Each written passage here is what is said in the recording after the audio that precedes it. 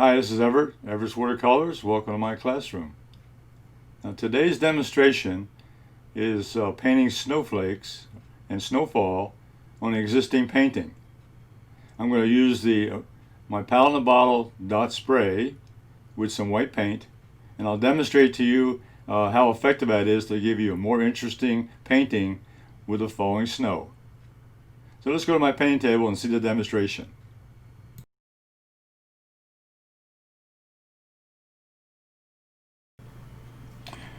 And here I have my Holbein paint. A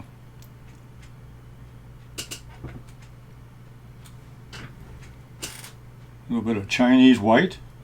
I'm going to take out, put a little bit on my palette. That's pure pigment. Now I pick up with a medium-sized brush. I'm going to paint in the logs on the adobe building. And that's the snow that's collected up there on those logs. And this is the best way to paint this sort of section, is using a paintbrush. It gives me the idea of snow that's accumulated on top of the posts. I did the same thing on top of the fence posts also. A little bit of that Chinese white.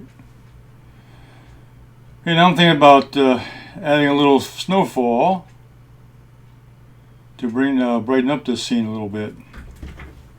This scene looks pretty good as it is, but I'm going to go ahead and get started with the dot spray bottle. This is a dot spray bottle, brand new, and I'm going to put some of that Chinese white pigment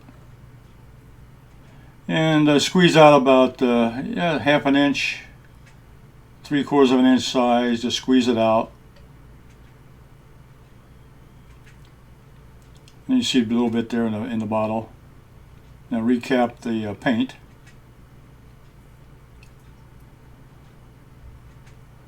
Now I'm going to add a little bit of water to that pigment to liquefy the paint. Now this is no waste because I'm using the palette in the bottle. This paint can be used later on also out of the spray bottle. The dot spray bottle can be used as a source of pigment, and I can use that paint to paint on other paintings. So I don't waste any paint at all. I shake it up real good and put the top back on.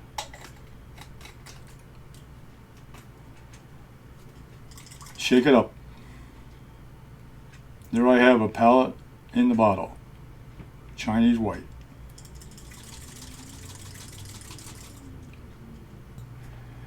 Now before I start on the painting, I'm going to pick up a piece of practice watercolor paper. I'm going to practice my technique. A light tapping motion, just a light tap. Get those dots to come out in a nice spread out pattern. So a light little tapping motion is all you need for the dot spray bottle to work. And you always want to practice your technique before you go to your painting so that you won't have any problems, or you know ahead of time what's going to look like. The paint looks pretty good as it is, but I'm going to have to add some snowfall to that to make it a little more interesting. So here I go. I'm going to spray around the bottom, up the sides, over into the sky. So I'll be spraying these drops of paint from the dot spray bottle all over the painting to show the snowfall. Now I moved ahead a little bit in the video I made to show you that I went over the whole painting several times with the dot spray.